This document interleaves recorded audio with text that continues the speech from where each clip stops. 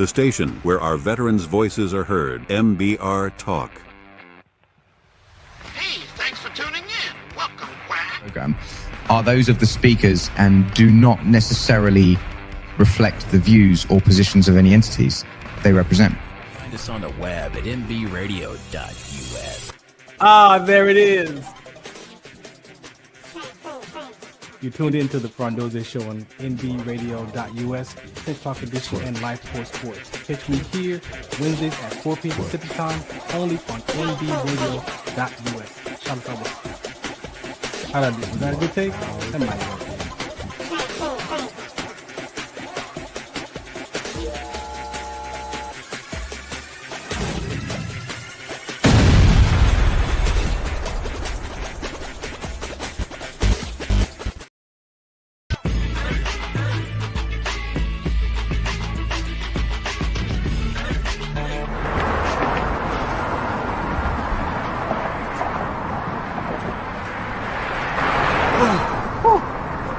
Hey, what's up, man? How you doing? I'm blessed, my brother. How you doing? I'm good, man. I'm good. Hey, did you see the game last night? Oh, that was a good game. But did you see the shot? I lost money from that shot. Oh, too, man, that shot was cold, I man. hated it, but it was good. Damn. What's in those jeans? You really want to know? I do. Exhaustion, muscle spasms, asthmatic issues, unexpected sickle cell trait crises. Damn. Are you serious? When I was young, I found out I had sickle cell trait. My mom's told me, but I ain't have no knowledge of it. But when I got older, I had a child, and the doctor told me my daughter has sickle cell trait. You know the fact that both parents have sickle cell trait, there's a 50% chance the child may have the trait, and 25% chance the child may have the disease. Hey, that's what's the count. Do you know that 2.5 million people in the United States have sickle cell trait, 300 million people globally? I didn't find out I had sickle cell trait until I was in the Army, 10 years. Next thing you know, I had a sickle cell trait exertion site. Sickle cell? I thought that was a black gene or something. Nah, man, the Latin community is number 2.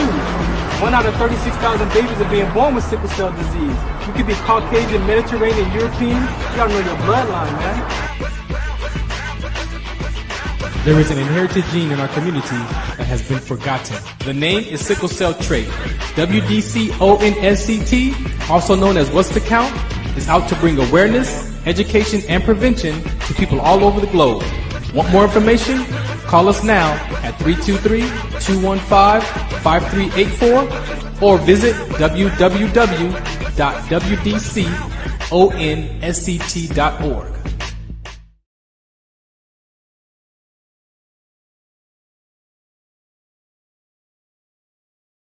Some of us still carry the burden of battle. It threatens to drown us in our everyday lives. In battle, we had our weapons and combat gear to keep us safe, to keep us confident. But when we returned home, we were not armed with weapons and gear to cope with our own minds. I was lucky to find my combat gear, my mental weapon, and it's called Calmago. Calmago is a drug-free device that allows you to achieve calm in less than 3 minutes. In moments of anxiety, stress, anger, panic, or insomnia, not with medication, but rather by activating the parasympathetic nervous system through breathing regulation and multisensory stimulation. A recent study has shown that Calmago decreases PTSD and anxiety levels in veterans, helping those who are suffering and having a long-lasting effect. Visit Calmago.com to learn how you can get Calmago through the VA or with a special veterans discount code.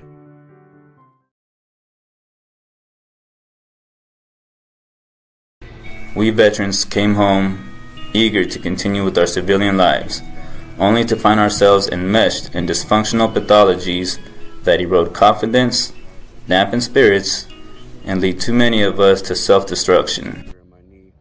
One of the toughest points of my life was I had a really bad mental breakdown.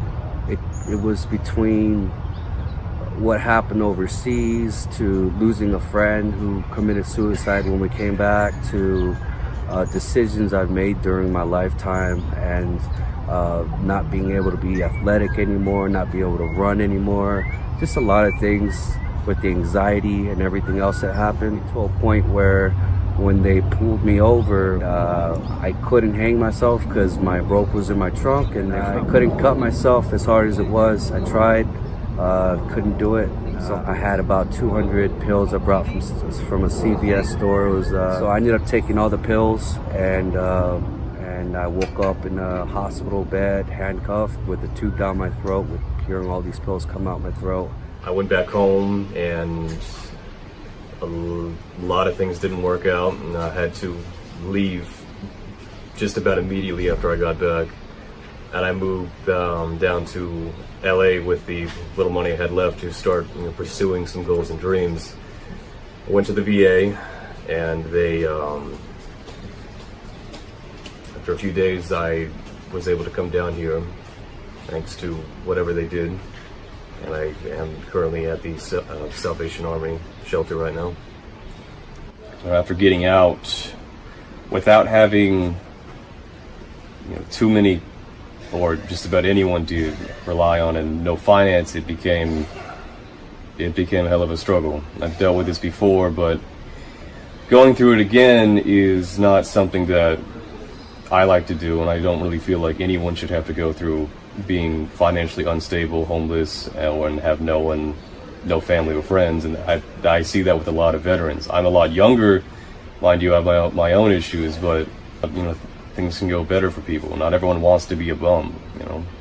I've done 2 combat deployment rotations to Afghanistan, and I suffered major fatigueness while I was over there with my mental and my physical health. I was afraid to sleep with my daughter because I aggressively move around in my sleep, and sometimes I could be very violent. With all the things that occurred with me and all of those situations, it lead me up to this point, checking into a shelter. I lost my wife, my daughter.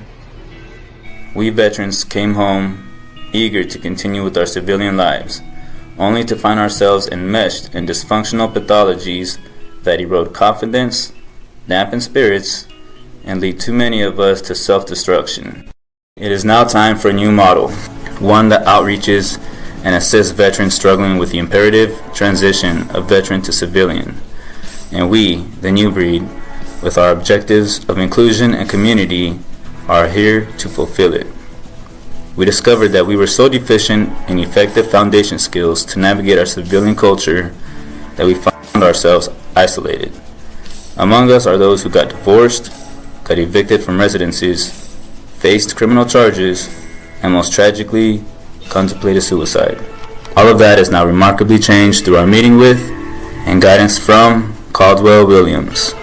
Caldwell, who withdrew from retirement, has introduced to us to the possibility of returning home and discovering a new, purposeful, and goals-driven identity. And with our newly established skills, we are able to break previously unbroken barriers. Combat or war inflicts invisible injury upon every participant. Those who've served and who now suffer now need to heal from their invisible wounds. To protect and to defend our homeland, our government invests great time and resources to mold. So dealing with PTSD is something that requires a sophisticated sort of method of self-discovery to be able to. I wound up in Caldwell Williams program, and everything that they talked about was put to words the things I felt that I couldn't say. The information I had gleaned, the personal insights I had, it was as if someone had already gone through it and had pieced it all together and understood how a person goes through the self-transformation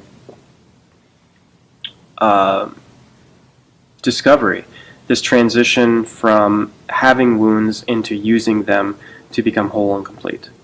And that's what Caldwell Williams program does. Our medical science community has only begun to recognize the calamity of these wounds in the 21st century, to mold these malleable youth into weapons of war. No less time and resources are needed to stop their self-destruction. We initiate veteran healing and self-reliance. This enables them to launch a successful civilian journey, Together, we civilians can do this. We are the new breed, and we are going to change that. And we can't wait for you to join us. We have found a program that is helping us heal our invisible wounds. We are willing to do the work, but we need your help. Please donate. You are now tuned in to Push.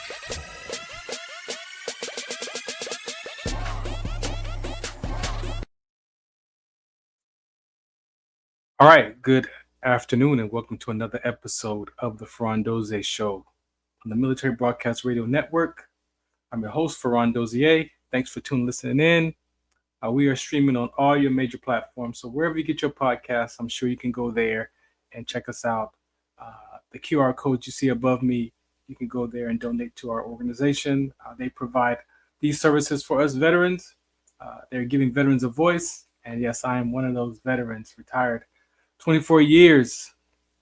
I've started off the show with some commercials, some PSAs, and a lot of times you might have caught my episodes, with guests and what have you. But today I did not want to do a show today. So I'm being just genuine, authentic, sharing with you where I'm at in my space today, live here on the network. Just embracing the holidays that just passed. My family was here, sister, my niece. I spent a couple days with them, and just really just reflecting and not experiencing a sadness, but it's holidays, and for some of us, holidays are not always pleasant as the commercials may seem on TV. There's a lot of real life things that are happening, and so yeah, I'm in a weird space. I'm not exactly sure what space I'm in, but I'm definitely in a weird space today, and I didn't want to do a rerun, so I asked that you just relate. Sometimes you have to push past and push through how those chemicals in your body are releasing, and causing those thoughts to have whatever thoughts that you have, and then the stories that pop up in your mind, and then the body sensations that goes along with that, and sometimes it's just not, I don't pretend on my shows. My shows are 99.9% organic, and so yeah, I wanted to come today, just so you could see what it looks like when one does not want to be on the radio or be on the show, and still take time to push through, because I know how important this is. This is my personal therapy. I've been using radio for the last 15 years as an outlet, as a way to express myself, as a way to stay connected to people, as a way to stay connected to my brothers and sisters at arms. And so I've been at this for a long time. I know it may seem, sometimes like this is the first time, but it's because I don't have this all figured out. Every episode is a new episode. It's a new opportunity, like it's the first time. And so things happen. You got to be prepared for, especially when you're streaming live, broadcasting from your home or on Wi-Fi or connected to the landline. Things can happen. But also there are days that I question, like, like, why bother? Like, why am I doing these shows? Nobody cares. Nobody's watching. Maybe somebody's listening. Maybe they'll watch the rerun. But yeah, this is a live episode. So I do have some things I want to address. I just want to kind of just go through some of the things that we talk about here on the show. And yeah, just kind of have a conversation with you. Let me see which one of these I want to use. Oh, there's the circle. All right, so we're going to go with the circle. All right, so first up, so this is my clock. See, so this is what I usually utilize when I'm doing my talk shows. You can't really see it though, but the first few minutes is the life of a. The life of a really starts off with the transformation, the personal development education that I've been through. That's the life of starts off at a 2-year-old. There was a 2-year-old decision that after I've done a lot of my healing journeys the last 15 years, I discovered that I made a decision about my mom, that I was disconnected from her at 2 years old. Now, what goes on in the mind of a 2-year-old? You got to do some education studying. You got to find out, because there's a lot that goes on in the mind of a 2-year-old, especially when you understand child development and the brain, and who we are as human beings, and how we're born, and how sometimes those emotions that get passed on to the child while they're inside the womb. Like, I'm not an expert. I'm just speaking from my own personal journey and understanding who Farron is and how Farron got to be this guy in front of you after 55 years of life right now. And I can remember back at 2 years old. And today, I can tell you that yes, that experience of being disconnected from my mom at 2 years old, in my mind, was a very significant time as a child. But I can tell you, over the last 15 years, I'm very grateful for the life that I was given. I thank, my mom, my dad, my grandparents, my family members, everyone, when you look at life, who raised you.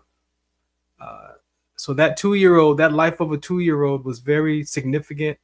A lot of people, when they do this work, they can go back and remember 2-year-olds, throwing tantrums or trying to get attention from their family members or their parents or whatever that early age childhood conversation is that we all experience if we tell the truth. A lot of people block out those memories from their childhood because they were so traumatic on how they were treated, on how they thought they grew up in an environment that wasn't loving or whatever that was. Like, we all have a story. We all have some version of that. And so for me, when I started this journey of looking at all the stories that I made up about myself, of who I had to become to survive life, not live life, but survive life,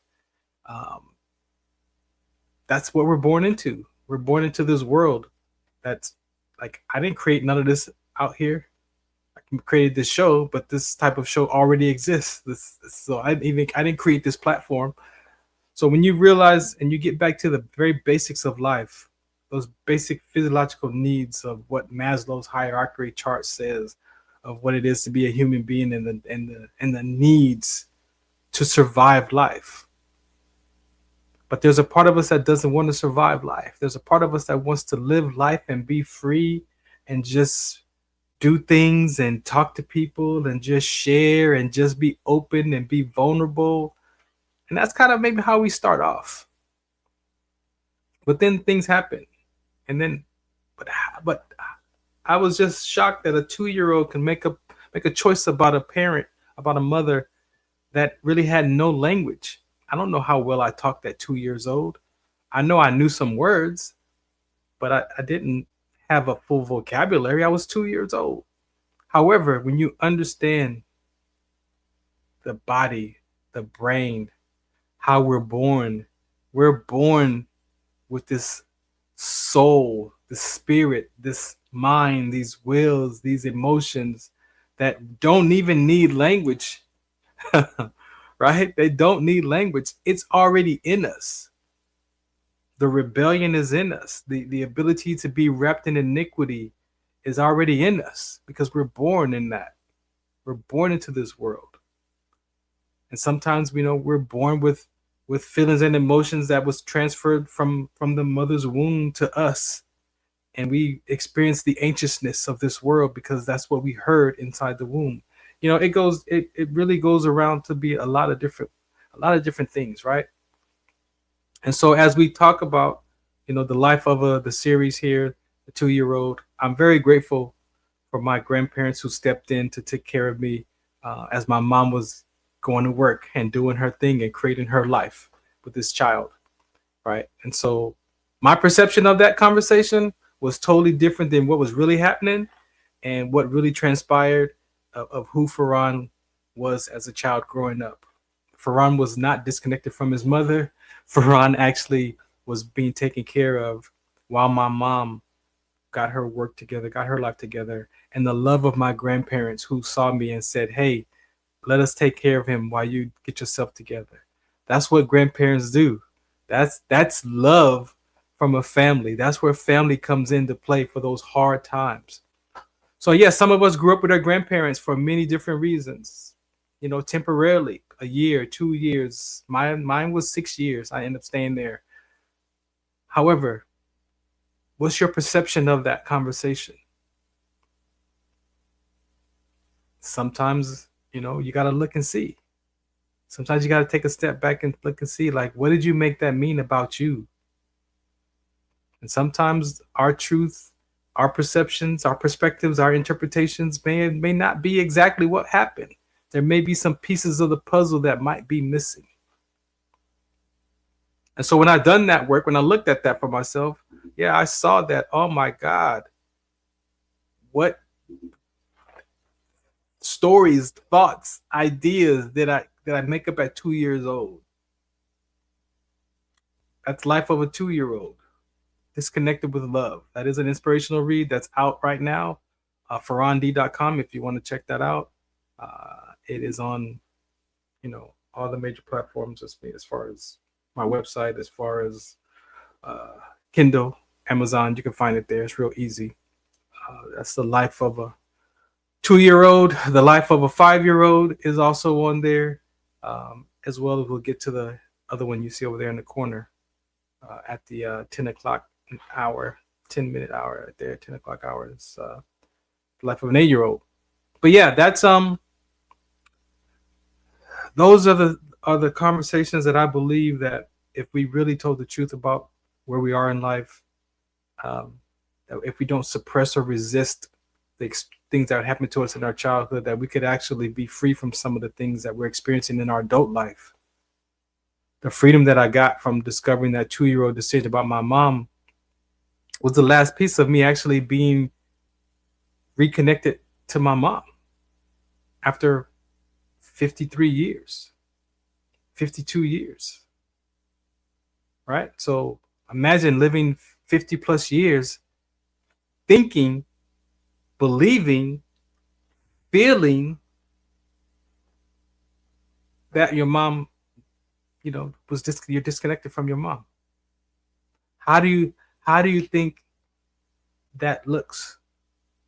How would that look for you, realizing 50 plus years later that you wasn't disconnected from your mom, but you felt that in your life and you actually lived from that? It's not just a feeling, but then we live from it. We're used by disconnection. We're used by disconnection. And if you realize that you're being used by disconnection, then what if you're used by not being disconnected? So if you feel like you're disconnected, imagine what that would feel like if you were connected. And maybe you are the key to that reconnection. I was. My mom didn't do this work. My mom didn't take these classes. I did the work for myself and discovered some things like that. So those things are very important. That's the life of that first part of that episode there. As we move down to the 15 past the hour, you see that's Trench Talk. That is my original military talk show. 2013, it went live. I came up with Trench Talk in basic training, 1989. Just being out there in that new environment with these people that I didn't know anybody, know anyone.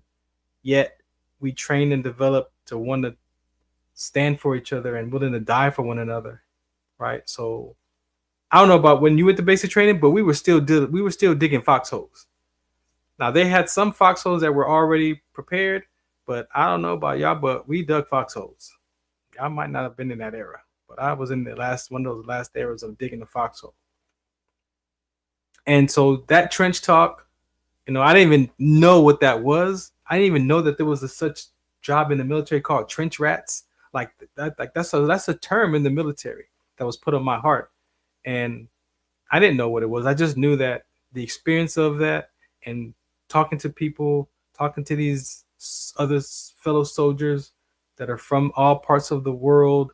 And here we are connecting on a level that as a 19-year-old, was new and fascinating, but also developing to be a soldier, giving my life to death at 19 years old, which that wasn't my concept at the time. But as I peeled off those military labels, looking at who I became from this basketball identity that I had for so many years as a child, because that's how I made friends at school, from changing different schools.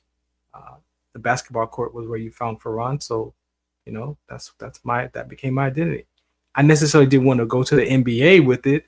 It was more of a recreational connection, stress relief, pretty much, because I used it to connect with other children, which relieves the stress. It relieved anxiety playing basketball. So you could see how sometimes exercising and these kind of sports and athletics that we take on becomes a part of an identity, because we get to be another person in that moment. I wasn't Farron, the new kid on the block. Now I'm Farron that's, shooting the 3-pointer. I'm Farron that's making the pass. I'm Farron in that, that identity. And so, yes, so that military identity, that basketball identity, at some point in life, those identities were threatened. They were challenged. And I was at the point where I didn't know who I was outside of those identities. After I had that exertion with sickle cell trait, I couldn't exercise anymore like I used to. My body started breaking down. My mental health. Again, a lot of that worrying, a lot of those survival skills that we have to survive life can also take you out. And so understanding that and having that military identity, re-embracing that military identity, peeling off some of those layers of that military identity, the basketball identity, like there was a lot of identities that I had to go through to figure out what that would look like in a what's next, in a who am I, right? And I played that video in the beginning. You heard from Caldwell's Education. I'm a part of that curriculum. I'm actually one of the trainers, the only actually trainer right now that's left that can teach that program. But you heard those guys that were sharing their experience of their own military career, of the things that they went through, and the cost of their families, the cost of being homeless, but most importantly, the experience of the cost, the vitality, the well-being, that cost. See, we focus on the activity of life costs, but what about the experience of life costs? The cost of love and affinity. It's difficult to have anxiety and depression and feel loved. Those don't go together. It's one or the other. You can't feel depression and feel connected to people. Or can you? I think that would be very difficult, having both of those emotions at the same time. Or maybe that's what keeps a person alive, because they can't go back and forth from being disappointed in themselves and remembering that they have family that they want to live for. But even that, do we need to live for our family? I know, and I know that because I said that for myself, because I hung on to my youngest daughter in my transition out of service, Deja. Like, I knew I didn't want to take my life. I knew I didn't want to leave her like that. I had mental toughness. I played basketball. But that anguish, that feeling that I felt was a different feeling. And so, yeah, sometimes I believe, we may need to put family members in front of us, but I still believe that you have to put yourself first too, and not in a selfish way. See, I'm talking about putting yourself first in an experience, in a living life, not an activity. See, most people feel like if I put my children first in an activity, then they'll like me more, they'll like me better. I ask to look at another side of that. Because if I'm well, then my family's going to be well. But if I'm trying to make my children well and I'm not well, what are my children going to see? What are my friends and family going to see? They're going to see me putting my children first and me still being frustrated with life. They're going to see me surviving life as I'm putting my children first. And I'm not saying it's right or wrong or good or bad. I'm just saying that look at the experience of that. We put our families on our backs or in front of us to be the driving force. It's not wrong. I just know for myself, it was out of order. And it really was hurting me more than it was helping me. Because I took on it with like a burden, like I took it on like a jacket, like I gotta, and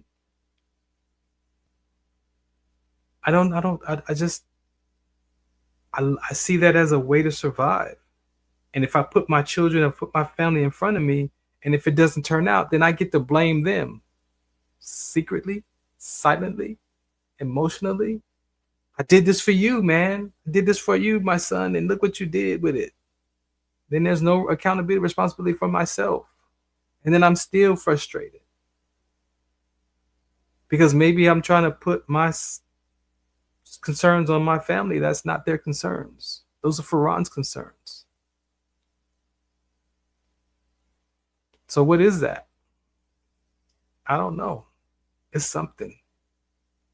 But these are the things that I had to go through that I talked about on Trench Talk, life before, during, and after service. Most recently, it became Black GI Radio.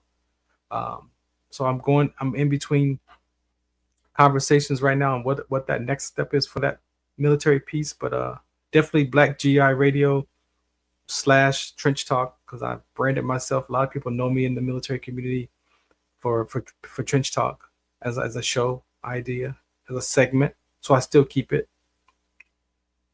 And that's where we are with that. It's if you want to be a guest on Trench Talk, you're a military veteran, you support veterans, you have a company that supports veterans, you have a story, you're a relative or a dependent or a father or a mother of a veteran, more than welcome to be a guest here on the show and that segment there of Black GI Radio Trench Talk.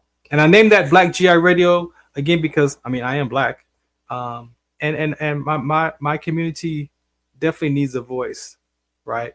And in a voice that not that we bash society, but there is an emotional piece to what it is to be a human being.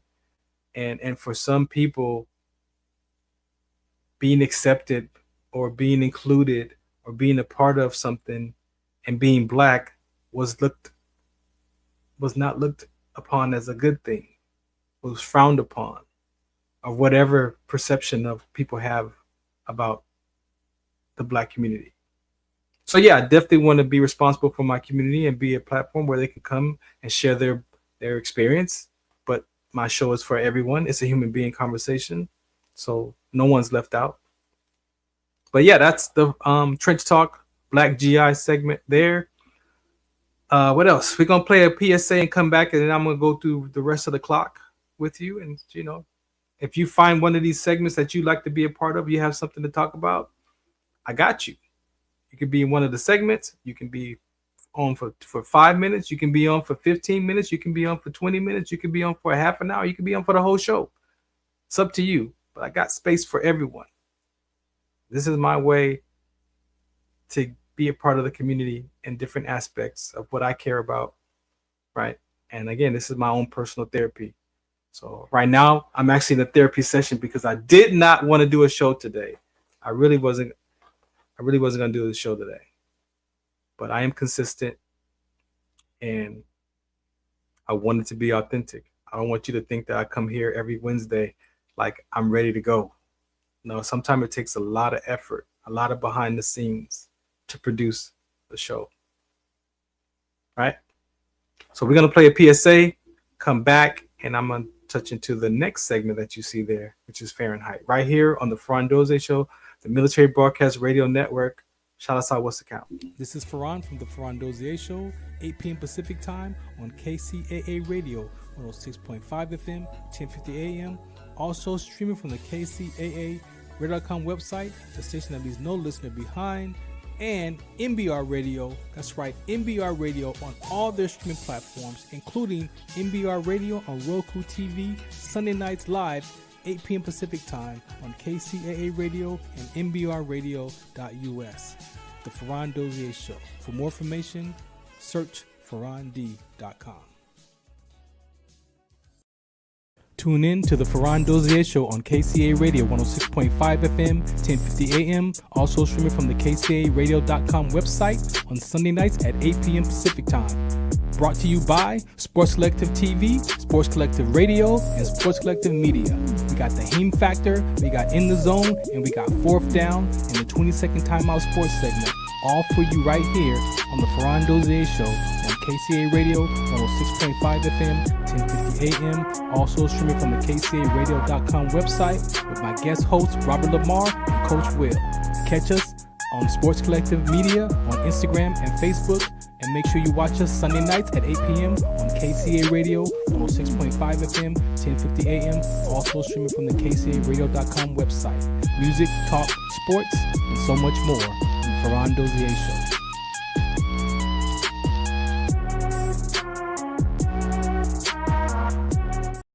Opinions expressed in this program are those of the speakers and do not necessarily reflect the views or positions of any entities they represent.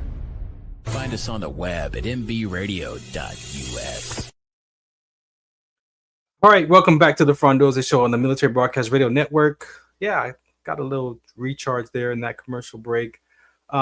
This next segment that I do, it's called Fahrenheit. You can't see that. How can I move out the way? Move out the way. All right, there we go. So Fahrenheit.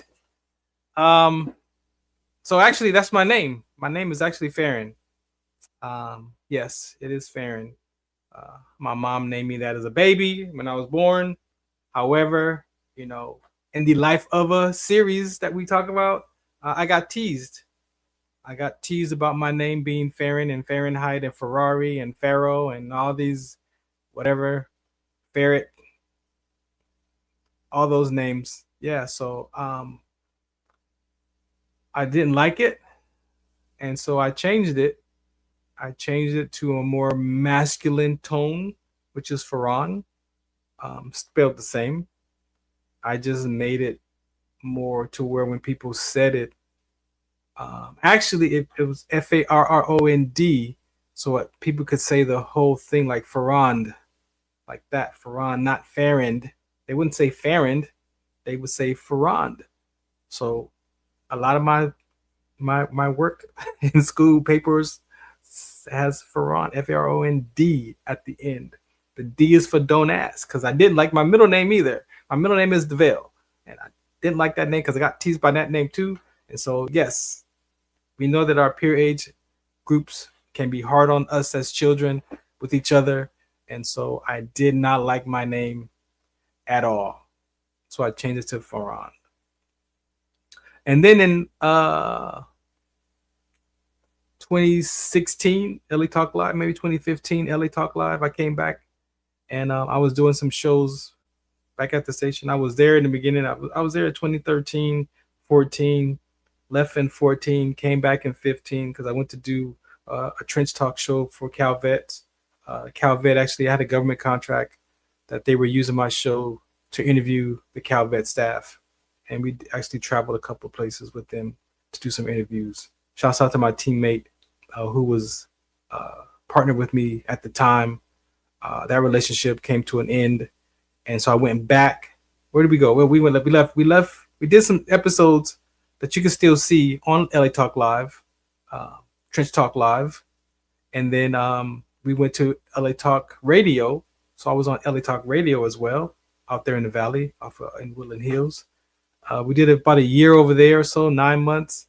And then after that contract ended, I came back to LA Talk Live on my own and was able to bring all of my talk shows back. And I happened to be in the studio one day, and one of the broadcasters came in, we're hanging out, and I don't know where he got it from, but he just blurted out, "Oh, Fahrenheit, playing the hottest hits and the coolest conversations." And at that moment, I actually was like, "Oh, I like that," because that was a segment that I was doing music and talk, and so he blessed me with that title of Fahrenheit.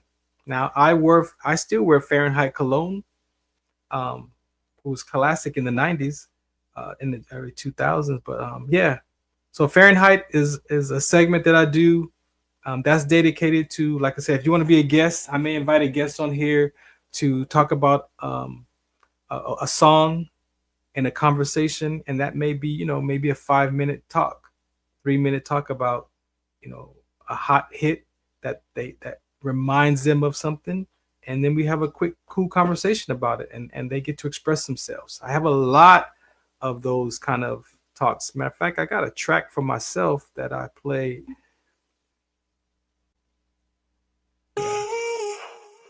This is a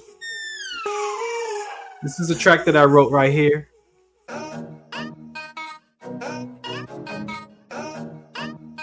This is I call this the battle of the mind. It's the spirit and the subconscious mind having a conversation.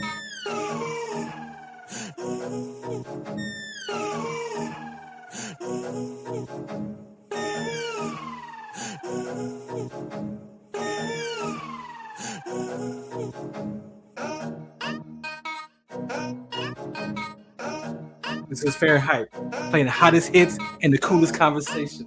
This is an instrumental created by me, Farron Dozier.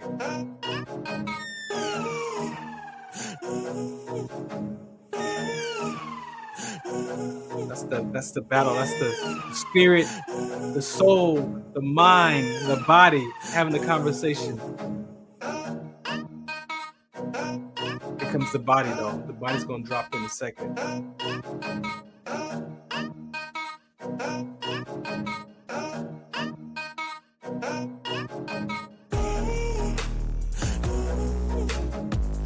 I'm very proud of that. I got like 3 of those I mixed up together.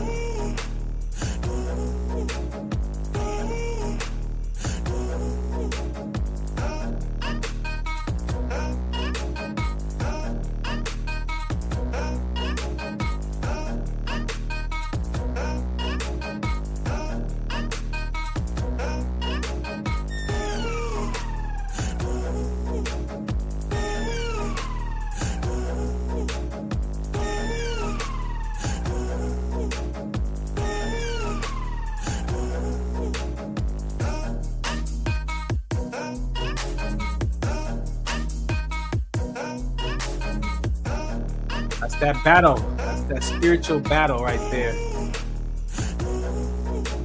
Sometimes that's how we talk to ourselves.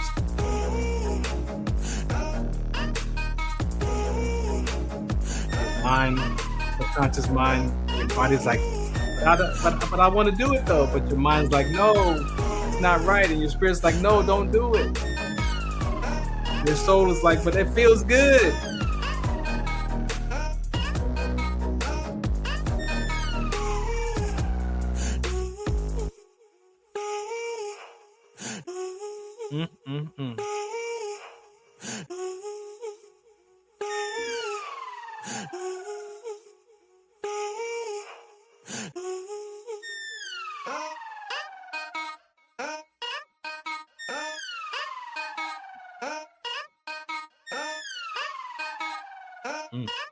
It's my track right there. Oh, you thought it was over, huh? Nope.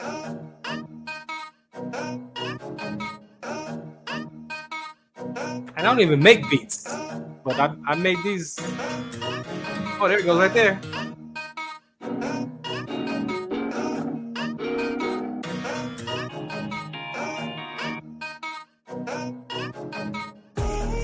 Those are my feelings in that music right there. That's what it feels like when you trying to figure out life. That's what it felt like for me. My feelings in that track right there.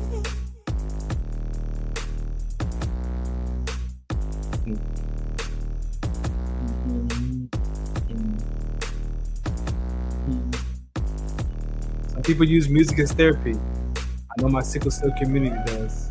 Here we go. Let's go.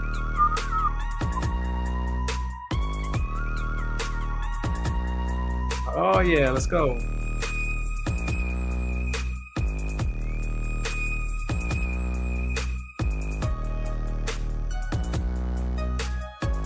Original track.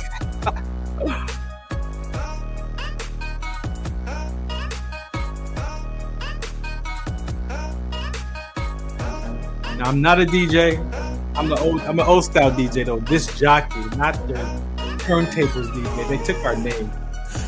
I'm an old school DJ. This jockey.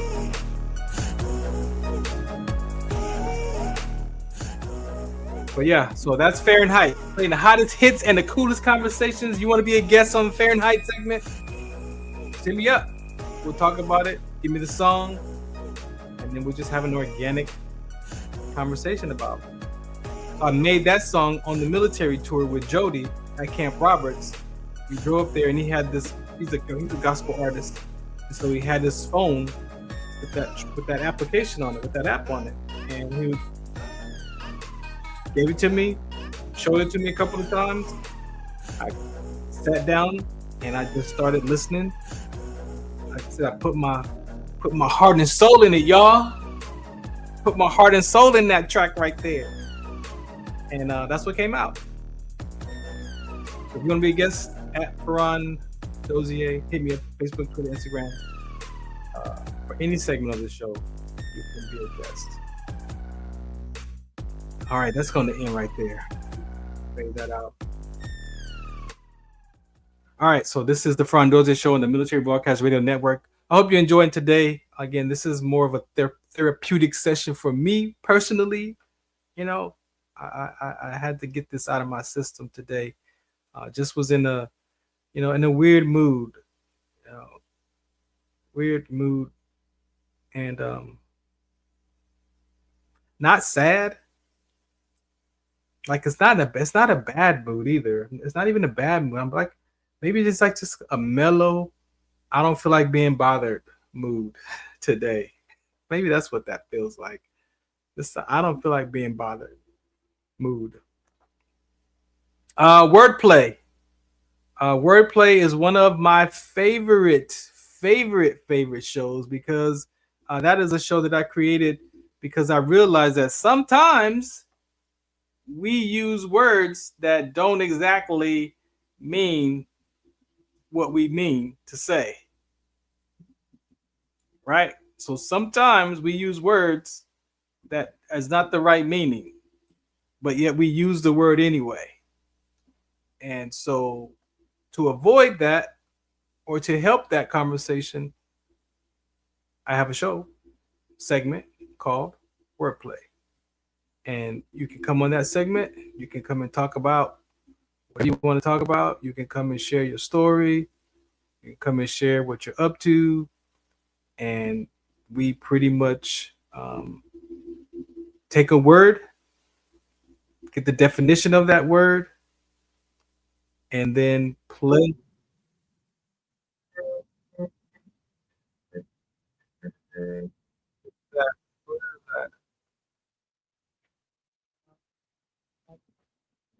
That out of there.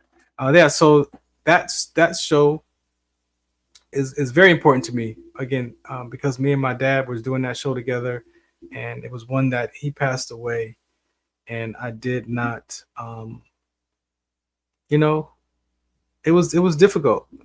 It was very difficult because I wanted us to do that show together. Like I created it, but I wanted he and I to have that as like a father-son conversation that we both could take words. So we took a bunch of words, and we would find music. One of the episodes that we did together, I chose the word inspiration and karma. He chose destiny and another word. I can't remember what his other word was, but we both chose words, and we would talk about the definition of the word, and then we would play a song that matched or went with that word. And so, karma for me is one of those words that I believe that we use, but I believe we use it out of context. See, for me, karma is me hoping something bad happens to you because you did something to me bad, right? I even asked my dad on the show, is there a good karma? And we really don't talk about a good karma. We don't talk about the good things that happen to us as karma, but we usually use karma as a negative context that we hope that, it'll come back on them. Or they did that to that person, it'll come back on them. Now, do you really understand what you're saying when you say that, though, with karma? You're saying with karma that you hope something bad happens to another person because of maybe something that happened to you by that person. But do you realize that you're the one carrying that weight? You're eating the poison while they go about their life. I don't know if people look at karma in that perspective, but to me, that's what karma is. So I have to remember the upset. I have to remember what happened and hope to hear that something bad happened to you in return. Isn't that called unforgiveness? Or is that just me? I don't have it all figured out. But in my mind, if I'm hoping that something bad happened to you, that means that lives over here with me. That doesn't live out with them. That lives in my world. And I'm making myself sick in my world by carrying this stress, carrying that upset, carrying that frustration, remembering. Am I the only one that looks at that like that could be a health problem? Our bodies are not designed to worry and carry stress. Our body's not designed for that. That's why the Bible says, you're not supposed to worry. No worries. Cast your cares. Seek ye first the kingdom, and all the stuff that you worried about will be added. Like, that's why the word says not to worry. To forgive 70 times 7. To love your neighbor with the same measure that you love yourself. Love your enemies. How can we believe in karma? And we wonder why cancer is such a byproduct of humanity. I'm not a doctor. I played the spot that said these are my own opinions. So I'm just saying, if you look and you understand the body is chemicals, the free radicals, the white cells, all of that, the food that we eat, our gut, all the chemicals that don't get digested, that are toxins. And we're living in unforgiveness on purpose. I just don't see how that works. That is a Buddhism and a Hindu belief. So as a Christ follower, as a kingdom citizen, I definitely can't be used by karma. That goes against the biblical principles. I can't be used by karma and be a Christ follower. I can't. Am I the only one? Am I the only one?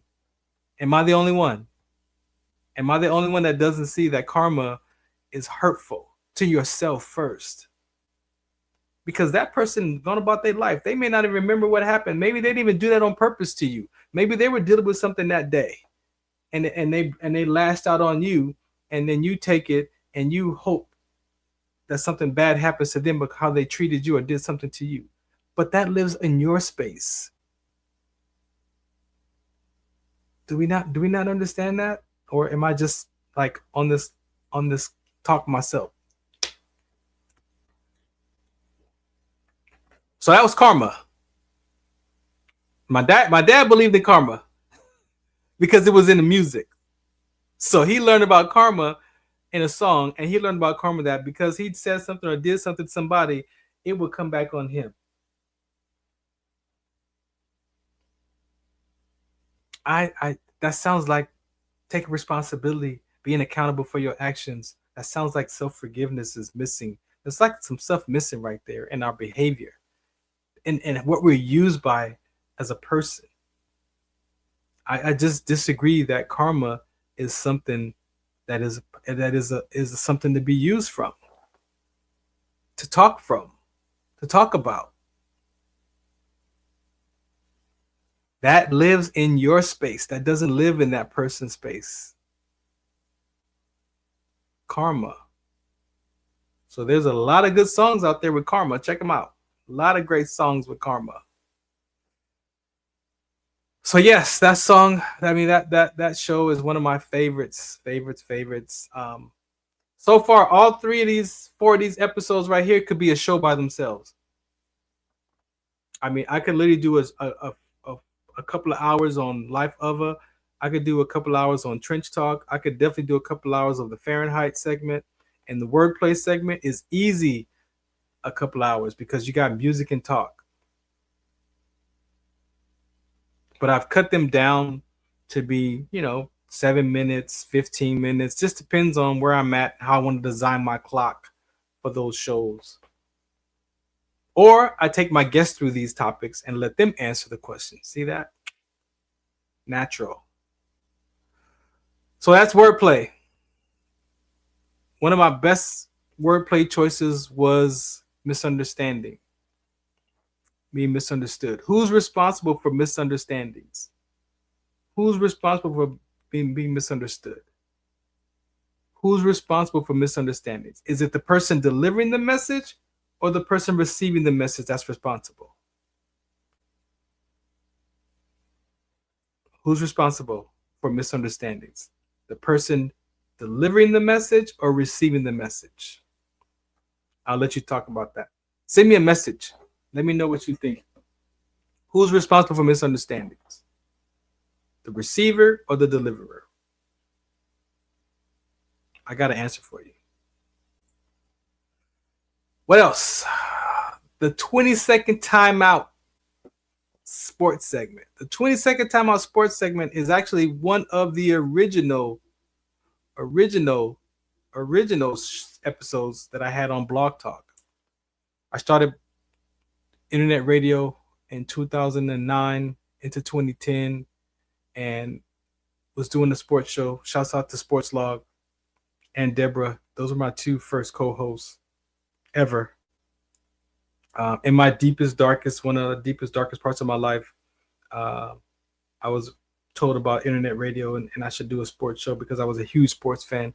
Today you couldn't tell because it's hard for me to watch sports. I lost interest in sports. I lost interest in a lot of things that I enjoyed. But that depression, anxiety, I lost interest. And sports was one of those. So I don't really care about sports as far as watching it or as far as the highlights and how many yards and who scored this and blah, blah, this and how many passes. I mean, that's just not me anymore. How many home runs so-and-so got and how many, spikes, whatever, who's on third, who's on fourth. Like I lost interest. I'm more of a mental toughness aspect of sports, as you could probably tell from my conversations. But the 20-second timeout sports segment is for me to interview different athletes, let them talk about their sports career, not me. I don't want to talk about it, but I give them the space. I give the space to have those sports conversations, whether it was just in elementary school or high school or college or professional level. take a 20-second timeout. You know, a 20-second timeout, that's a basketball timeout, 20-second timeout. And yeah, I also add music to that as well because I have a mental music segment. And so I ask that guest, that athlete, to send me the song that they're listening to in their headphones when they're preparing for a game or practice. A lot of us listen to different things in our headphones as we're getting ready, getting our minds situated. And so I take that song, we talk about their sports career, and then I ask the question, why did you give me this song around your mental toughness? I play the song, and then they hear the few bars, and then they share what comes natural. I love that segment too. Inside of that segment came a show and a segment called Sports Collective. Sports Collective was created again back in 2010, again with me and Sports Log, trying to figure out, play with these different names of the shows. We had the 20-second timeout sports segment. We had the Sports Collective media, Sports Collective radio, and I've just carried that name, Sports Collective, because again at LA Talk Live, we were doing the Sports Lounge Live. So I had 4 shows at LA Talk Live. So I had I had WDC radio. A few months later, that was March. I went to LA Talk Live in March. I dropped WDC radio there, and then in June I dropped the first episode of Trench Talk, and then shortly after Trench Talk in June, we launched Sports Lounge Live. So LA Talk Live had a sports show that we created. I was one of those first to have the sports show over there, and ran through a bunch of different co-hosts, through that episode. And as the show was transitioning, we needed to create our own sports show. And so I just revived Sports Collective. It became Sports Collective TV, Sports Collective Media, because we're on media, and radio, because now we're on all these different platforms. So yes, you can, if you saw the commercial, Sports Collective, on Sunday nights at 8 p.m. on KCA Radio. I do a segment here sometimes with Big Dre, because inside of the sports world, I have different segments for the different sports, right? So my football segment is Fourth Down. My baseball segment is Gloves for Days. My volleyball segment is Above the Net. What else? Basketball is Chasing Hoop Dreams. So I have a segment for each athlete, each sport, so that when I talk to that athlete, that segment is connected to them and their sport. All right, so that's the 20-second timeout sports segment. One of my favorite, because I get to talk about mental health as well, hydration, things like that with those athletes. Find out why is that stuff important to them. And you'd be surprised. I've had athletes opened up about mental health because it is so important. Again, we talk about our identity crisis. We talk about that athlete in that uniform for all those years and maybe make it to pros, or maybe not make it to pros, or maybe make it to college and not make it to college. And then who are they after that college, that uniform is done? So I really enjoy that, the 20-second timeout sports segment. Next up is What's the Count? What's the count? You want to know what the What's the Count is? Let me tell you what What's the Count is. This is the What's the Count segment. This is why that segment is so important. Do you remember studying sickle cell in biology class? What's the Count on sickle cell trait prevention is here to bring you awareness, education, and prevention conversations around the risk factors of this inherited gene. Visit wdconsct.org. Muchos de nosotros nos vemos afectados por la enfermedad de células falciformes a diario y un número creciente simplemente no nos damos cuenta. Los impactos de esta enfermedad afectan a todas las personas y en especialmente a las personas de color y con antecedentes diversos. Estar en servicio conmigo y con los demás a medida que creamos una mayor conciencia sobre cómo identificar y dirigir el tratamiento de los rasgos de células falciformes y ayudar a las familias a saber cómo superar el trastorno de células falciformes.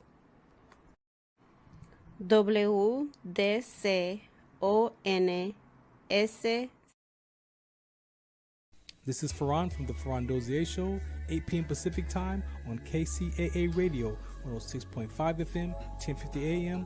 Also streaming from the KCAA Radio.com website, the station that leaves no listener behind, and MBR Radio. That's right, MBR Radio on all their streaming platforms, including MBR Radio on Roku TV, Sunday nights live, 8 p.m. Pacific Time on KCAA Radio and MBRradio.us.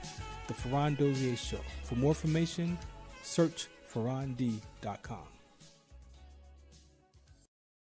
Tune in to the Farron Dozier Show on KCAA Radio 106.5 FM, 1050 AM. Also streaming from the KCAAradio.com website on Sunday nights at 8 p.m. Pacific Time. Brought to you by Sports Collective TV, Sports Collective Radio, and Sports Collective Media. We got the Heme Factor, we got In the Zone, and we got Fourth Down in the 20-second timeout sports segment. All for you right here on the Farron Dozier Show on KCAA Radio 106.5 FM, 1050 AM. Also streaming from the KCAAradio.com website with my guest hosts Robert Lamar and Coach Will. Catch us on Sports Collective Media on Instagram and Facebook. And make sure you watch us Sunday nights at 8 p.m. on KCA Radio 106.5 FM, 1050 AM. Also streaming from the KCARadio.com website. Music, talk, sports, and so much more on the Farron Dozier Show.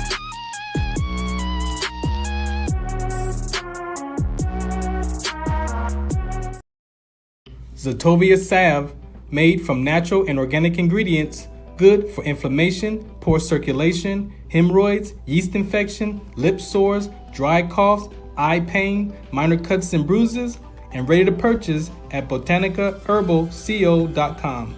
botanicaherbalco.com. botanicaherbalco.com. That Botanica Herbal CO, that is a Dr. Sebi's from his camp. I actually take Dr. Sebi's supplements. I took one, some liquid today. It takes like 12 hours to kick in. Ooh, let me tell you. Talk about cleaning out parasites and all of that. So I've been taking Dr. Sebi's supplements for a few years now. I'm actually looking to do one of the, he's known for curing diseases, sickle cell and lupus and a lot of leukemia, all types of things. And so there is a compound that you can take. And so I'm probably going to take it in January. It's about 3 to 4 months. And it all makes sense because when you look at the red blood cells, your normal red blood cells, and this goes for my show right here, What's the Count? The red blood cells live 120 days for normal adult hemoglobin, 120 days. My sickle cell trait gene only lives about 20 days or so, under 120 possibly. So I have one because if I got malaria, that red blood cell with the sickle cell trait will die off quicker and come back at 40%. So I could survive malaria if my red blood cells got attacked from malaria and those 40% died off quicker to get rid of that virus, and then the 40% come back, and then I can survive that 40 as the other 60% starts to rejuvenate itself in the bone marrow, and I get back to my 60-40. So imagine if your body is inflamed, or you have mucus, or you have inflammation, and so those red blood cells, they're dying off and they're coming back, but they're coming back in what? In inflammation. They're coming back with mucus inside the cells. So by taking that compound, if you clean your body of the toxins and the mucus out of your bloodstream, and you're rejuvenating, you're creating new red blood cells as you're cleaning out the old toxins, what happens? It looks like that. As you're cleaning out and the new red blood cells are coming in, guess what happens?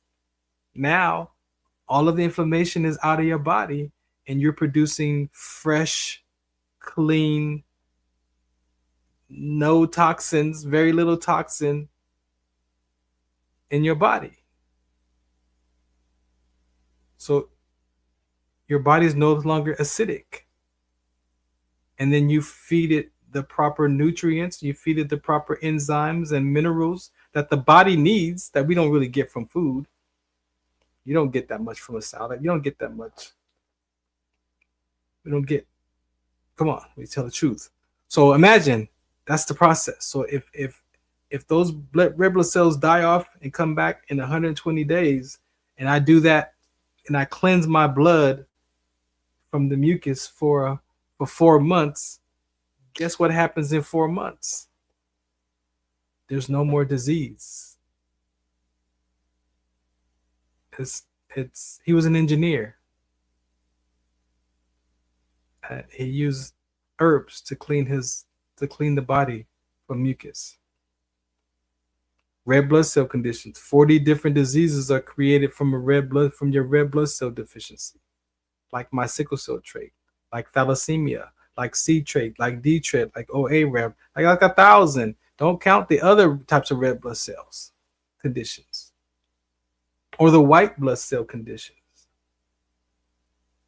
So I've got friends that have taken this compound that haven't had a sickle cell crisis since 2015, and even longer. Like I said, he's known for curing. He went to court and won the cases that he proved that he cured those diseases. And again, in my wordplay segment, 2 segments prior, right here, you got to remember the definition. What's the definition of a cure? Sometimes it's just healing. Some people think a cure means that it's got to go away completely. So language is so important. Language is key. So yes, look up the definition of cure. Sometimes it just means that the body is healing, and that's the cure. It's found its way to heal. And if you take care of your body and you flush out the mucus and you get your acidity out and you get it back to a pH level balanced body optimal state of running, then you're not going to be sick. Cancers can't live in a pH alkaline body. Cancer cells only can survive in an acidic body. So when you understand that, I'm like, oh, okay, cool. So, I live in pain. My body's inflamed. I'm stiff, but I'm gonna try it though. I'm gonna try it and see what happens to my body. If I can heal my body and get rid of these inflammation and these, whatever's in there, and maybe get some 60% good red blood cells going, because my sickle cell trait is going to still do what it do. So, but maybe I can flush out the mucus in my blood, and I still might be left with pains because the joint damage is the joint damage. I can't do nothing about that. But this whole show, this is the main reason why I'm even right here on the radio, because of What's Account. That is my sickle cell trait prevention conversation. It's also sports related as well. And so that's after that episode of sickle cell trait exertion with rhabdomyolysis. That's where my life changed. That morning, that was the perfect morning, the perfect storm, however you want to language it, but it was the perfect day for that transition of my life to happen. See, I believe that God, my will, I'd be in the military right now still, if it was my will. If I had my way, I wouldn't even be right here. I would be in some country somewhere serving still, probably a sergeant major somewhere, on my 30-something year, or maybe on my way out by now, because I've been retired 12 years. So maybe I might be out by now, but I would probably still try to stay in as long as possible. Oh, but yeah, so God does not, he gives us our free will, but he will, if he's got a purpose, he's got a calling on your life, you might not see it happening, you might not experience it this way that I experienced it. I mean, I didn't think it was a calling. I just, yeah, it was tragic. I was almost, it was close to death. And I'm learning not to even look at it that way, but I was dying on the inside. And if you look at sickle cell trait exertion with rhabdo and sports, I mean, some athletes, some military personnel have died from the same symptoms and the same experience that I went through. But God had a calling on my life, and so it was time for me to get ready to get out of the military. So that seed that was planted in my mother's womb, that sickle cell trait, I was in the right environment. Must have been the right temperature. It must have been the right climate. I was in the right space. Must have had the right amount of water or whatever. And that happened. And boom, my sickle cell trait genes mutated. I collapsed. I was dying. I mean, it makes sense though. It makes sense because how else could I relate to the suicide conversation? How else could I relate to all the topics that I'm dealing with as I'm still healing today? That I got a better understanding because I got into the word. I went to God about my life because in my survival state of mind, it just wasn't working. And so, yeah, he showed me that, yeah, that sickle cell trait gene that's been passed on. Like, how many generations did that gene get passed down to get to me? So from my dad, from his dad, and from my like that gene has traveled for centuries through my family's bloodline to get to me, to then become the messenger for my part of the sickle cell trait. And I don't deal with the whole aspect of sickle cell trait. I do support it, and we have conversations, but there is an aspect of this sickle cell trait conversation that is personal to me. And so I understand why that had to happen. I understand why my career had to come to an end and the way it came to an end, because I had a voice in that. I had the gene inside my body to deliver this message that I've been sharing with you on this show. Do you remember studying sickle cell in biology class? What's the Count on Sickle Cell Trait Prevention is here to bring you awareness, education, and prevention conversations around the risk factors of this inherited gene. Visit wdconsct.org. You see, inside suicide ideation, the willingness to die, those are things that if you find your what's next, possibly that could be removed. And so, yeah, the willingness to die has been desensitized because I found my voice in the conversation that my voice is needed, that I was born to deliver a message. I don't say I don't still deal with it. There are days that I'm like, nobody cares about that talk, bro. That's my mind. Like, nobody cares about that. Sometimes I have proof that nobody cares. And then I get this one email, or I get this one message, or I get this one phone call, and then it all makes sense. You see, my conversation is not for the whole world. Even though sickle cell trait is a global conversation, it's not mine for the whole world. I understand that God is going to put the people in front of me that I need to meet to deliver that message to. So it might not be for you, but the byproduct of it is that now you've heard the conversation. So if you hear somebody that talks about sickle cell trait and they bring up a subject that doesn't sound like anything that I talk about or you heard from me, you then get to say, hey, you know what? That's not true. Sickle cell trait can have complications, right? So not only do you become an ally, but you also can help interrupt this conversation. It's called the ripple effect. I deliver the message. I don't get instant gratification in that conversation. Sometimes I might hear something from somebody who, needed to hear that right at the moment. And sometimes I don't never hear about it. And sometimes it comes back around 5 years later. Not important. I'm a leader of my conversation, not of mankind. So I just deliver my message. If it's 5 people or 10,000 people, it's the same energy, the same message, the same intensity. It is important, health and safety. That's what's to count. if you want information about What's the Count, right there, wdconsct.org. You can go there, check that out. Military tour, got some education pieces on there, got some interviews on there. Everything that you need to know about sickle cell trait exertion with rhabdo and some basics. All there. Shouts out to Dr. Maisha and Tiana, my board members. If you need some support around sickle cell trait, you need some consultations. You need support to get your doctor to understand your sickle cell trait better because they don't know about it where you live. If you reach out to us at WDC on SCT, click on Who's Dr. Maisha or send me a message and I'll get it to her and you can have a talk with her. And what she can do is she can have a consultation with you. She can actually work with you to get to your doctor so that you can start getting the proper care from your sickle cell trait or your child's episodes.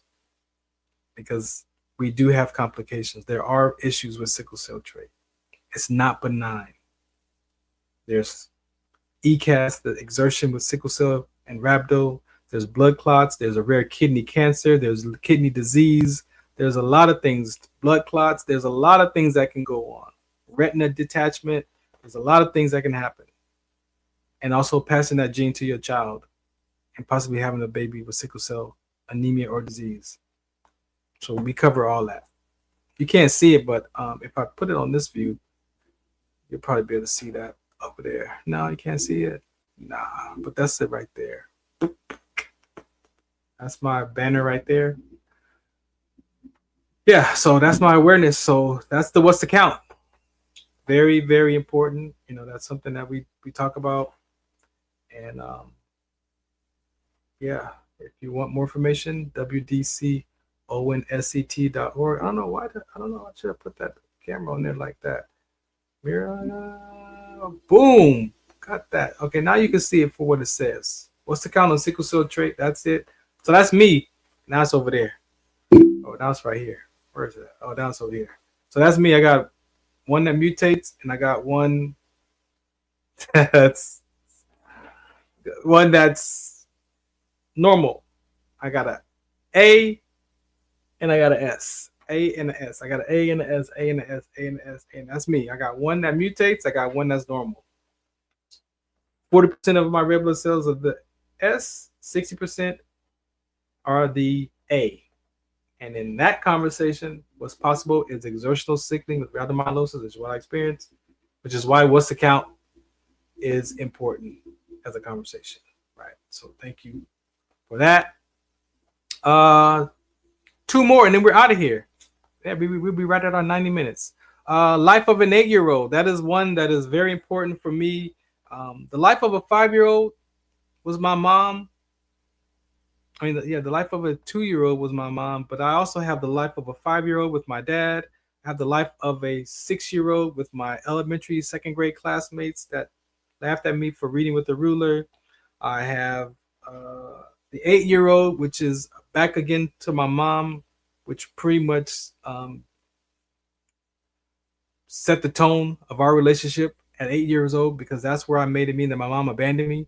I was already disconnected, but that one was abandonment. So I had proof. I had body sensations. I told myself I can't trust my mom. I have to be responsible for this key. The latchkey kid of 1978 is the life of an 8-year-old. And so if you do the research, look at that. If you look it up, latchkey kid syndrome is a real conversation. It affects us in that era, from failed marriages to obesity to relationship issues and abandonment issues, or whatever that is. Some people even grew up in that latchkey kid era that don't even want to have kids themselves because they had to grow up and take care of their siblings. Like, that's the impact of that generation, that some people don't even want to have children because they feel like they gave up their childhood because they had to raise their siblings and they were only like 9 years old, 12 years old, taking care of their siblings, feeding them, changing diapers, walking them, picking them up from school, because they felt like they didn't have a life. So I don't want no kids. Me, I made me something about my mom, which my mom then as an 8-year-old represented all women. So I can't trust my mom. I can't trust women. And that's what came out of my mouth. That's how I acted. You want to be in a relationship, but then one day, oh, she's going to leave me, and then sabotage. Destroyed relationships. No woman had a chance the first 40 years of my life. So we wonder why our relationships turn out the way they turn out. Sometimes it's because of the decision that you made about yourself in your childhood ages. And then you live from that upset or that belief. So yeah, I lived for 30. I discovered that at 40, that I made up a story about my mom so that's 32 years that I lived that my mom abandoned me. And I had to be responsible for that key. And I took a job in the military as a supply sergeant where I had all the keys to the kingdom. I had all the keys to the armory. I was the most responsible person in the unit. And I proved that to myself. That's what that key did in 1978, because I couldn't lose that key. That key represented me being responsible, and it was a way that I proved to myself. I put myself in situations to prove that I was responsible.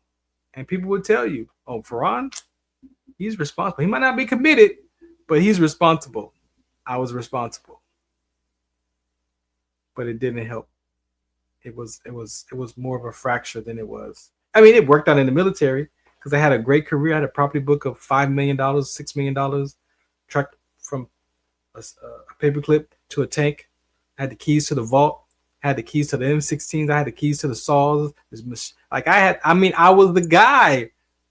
Physical security, I got the keys. I got the keys to the trailers. I got the keys to the vehicles, to the connexes, to the this. I got the keys. You got to come see me for the keys.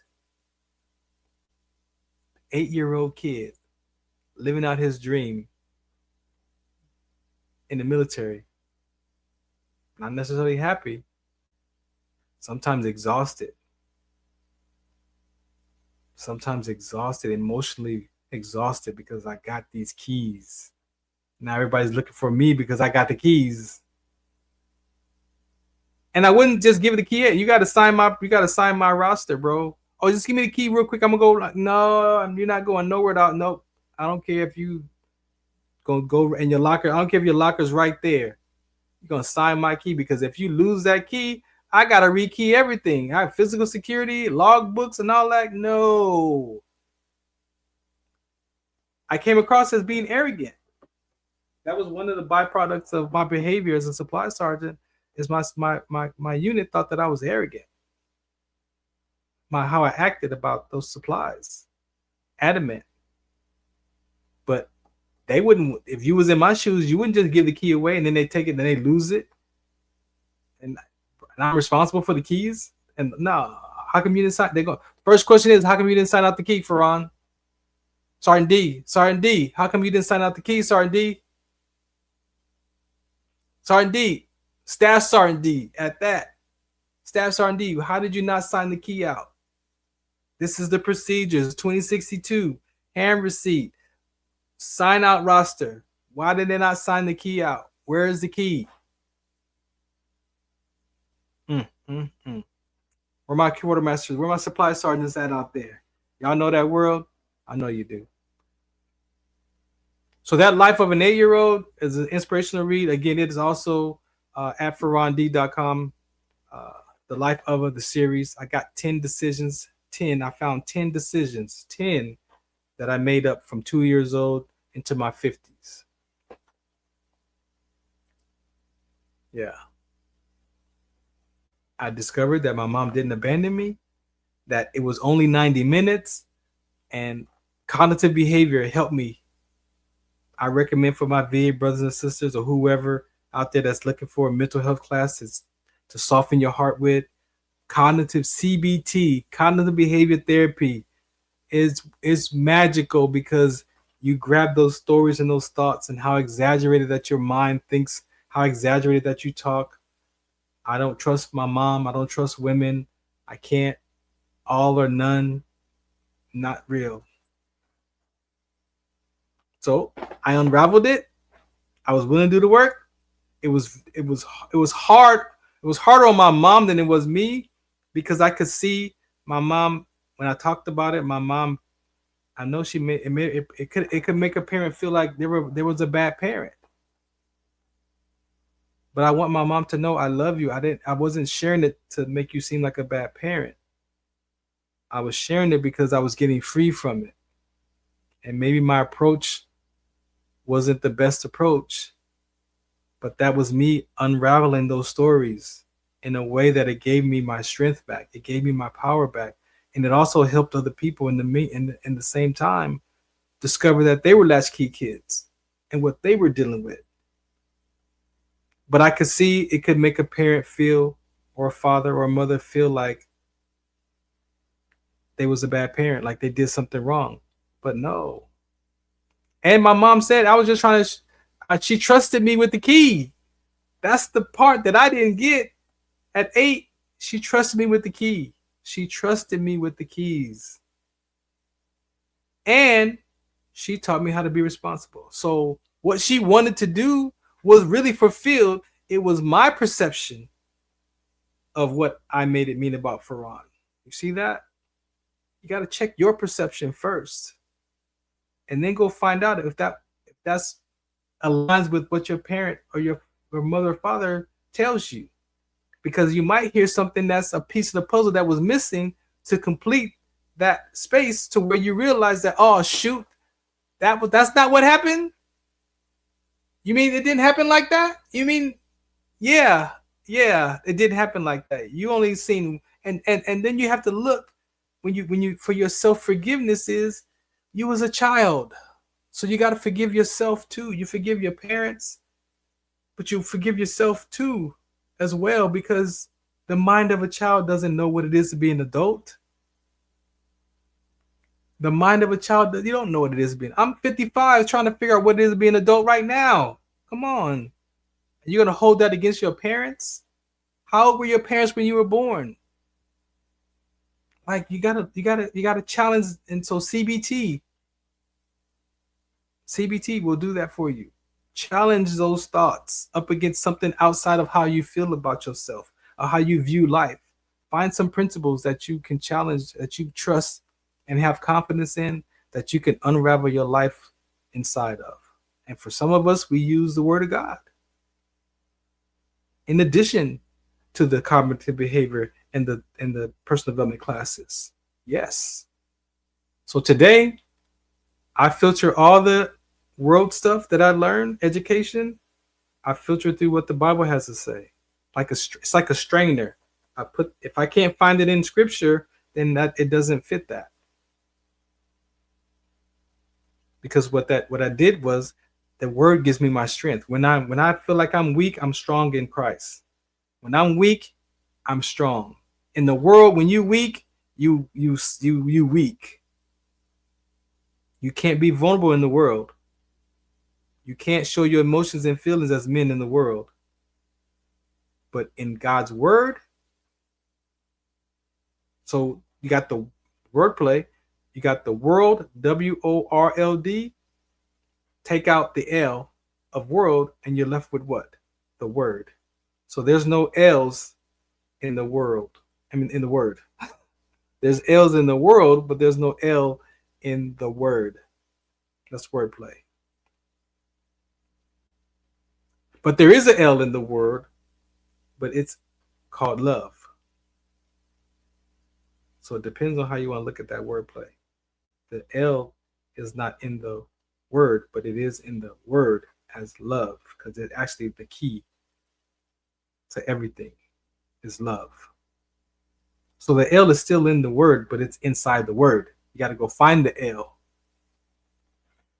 So yeah, so say to my mom, thank you for allowing me to go through this healing journey. I know it was difficult for you to hear those stories all the time, for me to talk about it, but it was really my healing journey. And today, again, there's no blame. there haven't been any blame since I was 40. There's been no blame for 15 years. I've actually been really good, and I'm complete. Like I share that story now as a testimony. There's no upsets. So imagine when you heal from your parents and your environment, and you pass the stories on to your children. Are you passing upset to your children? Or are you passing an experience of before, during, and after, so your child can know where they came from and how life was? And yes, life might be hard or difficult or challenging or whatever that word is for you, but at the same time, it's not. It might feel like it, or you might hear people talk about it like that, but your life doesn't have to be like that. You choose life the way it is and the way it isn't. Life is not hard. Life is not, it's not fun and exciting and dangerous anymore. Life is just the way it is and it's the way it isn't. And if I can accept life being dangerous, I can accept life being not dangerous. If I can choose life the way it is as being loved, I can choose being unloved. I can choose grief the way it is, and I can choose grief the way it isn't. I can choose loss the way it is, and I can choose loss the way it isn't. But I had to learn that. I learned that years ago, and I just got it newly this last 2 months. And I heard it at 40, danced around it between 40 and 55. And now this class that I'm in actually focused on it. Actually, this is the third time I take this class. So the other stuff that I got out of those first 2 times wasn't this. Now, the third time around, I got this. And I needed this because that gave me patience as a virtue. See, patience as a kingdom key, I got that. You don't do patience, you be patient. So you practice the fruit of the spirit of being patient. So when you be patient, then guess what? You start to experience it and you start practicing. Your mind, your heart downloads it and it reminds you, hey, you know what? You're not being patient. Oh yeah, that's right. But when you get patience as a virtue, that means that it's in your heart and it is now wrapped in your subconscious mind, to the point where the other stuff, the anxiousness and all that, doesn't even pay attention because you're now swimming in patience.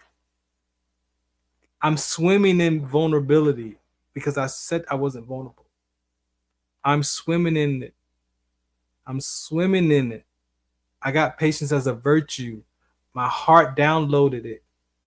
Yes, it still has anxiousness in there, but it's like the ocean is patient, and then the little water barriers, that's where anxiety is over there. I can see it bouncing up and down, but I'm actually in patience in my mind because I'm swimming in the ocean of patience. Oh yeah, and then I see like another little thing that's in the water over there that could be frustration in there bouncing around. So I can see patience. I'm swimming in patience, but I can see the little barriers, bouncing there. You know how they have them lined up across? Yeah, each one of those are those little barriers, but that are,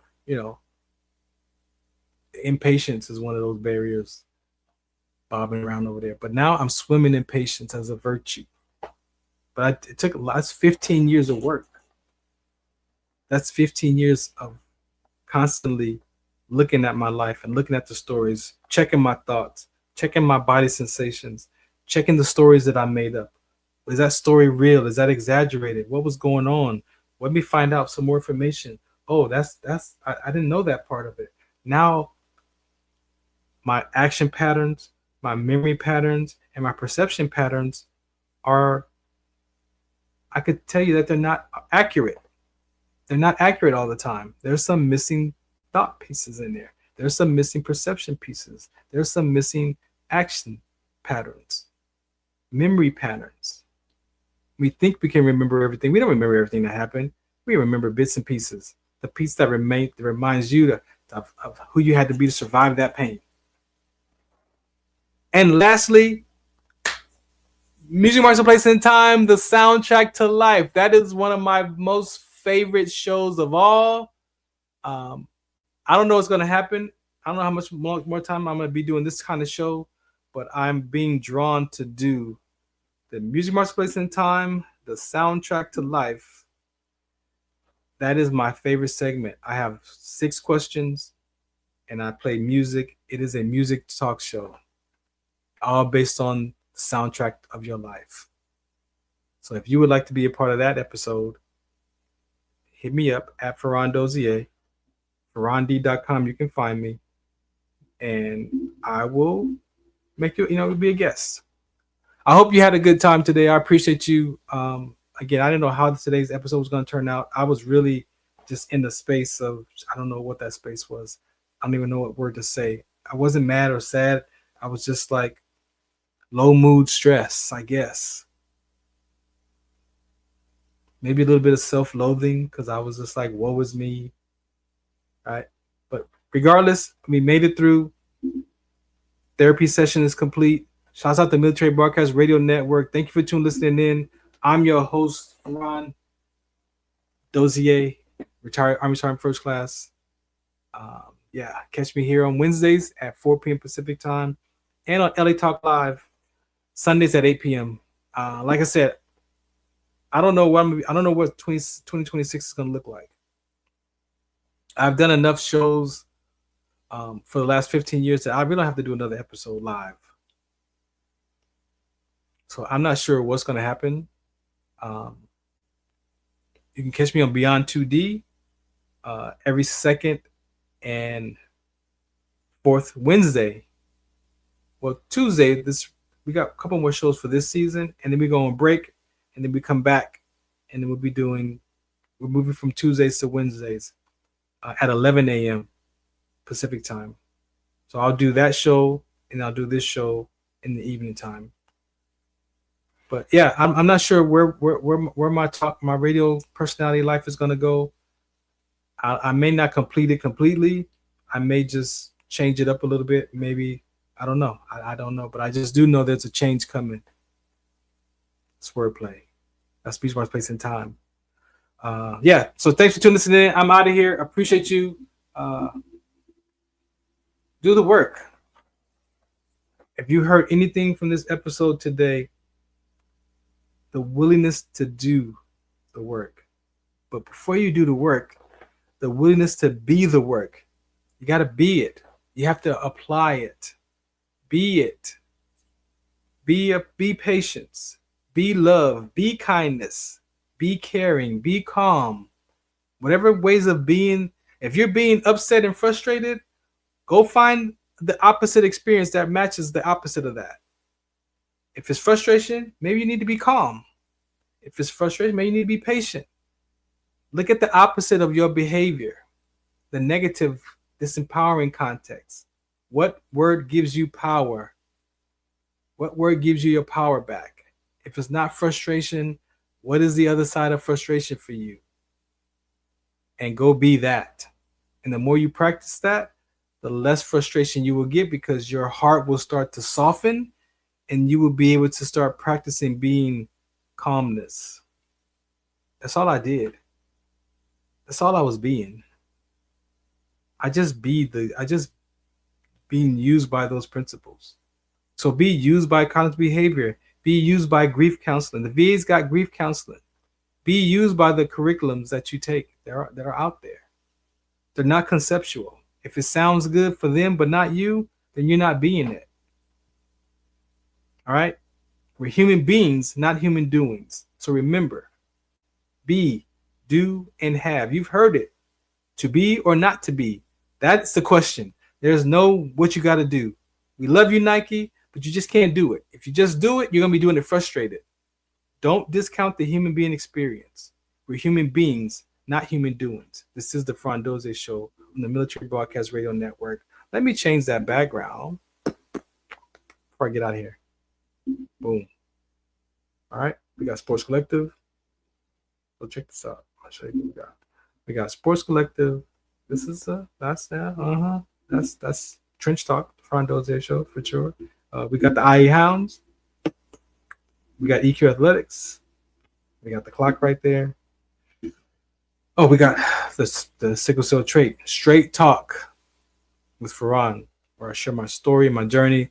listen, share, discuss. Sickle cell trait awareness. All right. I appreciate y'all. Thanks for listening in. I got to get out of here. Remember, we're human beings, not human doings. Shout out what's the count. Ladies and gentlemen, thank you for tuning in to Military Broadcast Radio. As we wrap up today's show, we want to remind you that the podcast of today's episode will be available right after we go off the air. So if you missed any part of the show or want to listen again, be sure to check it out. And remember, we're here to support and honor our veterans. Your stories and experiences matter, and we are committed to giving you a platform to share them. That's right. We're here to give our veterans a voice. So don't forget to catch the podcast and stay connected with us. Giving our veterans a voice.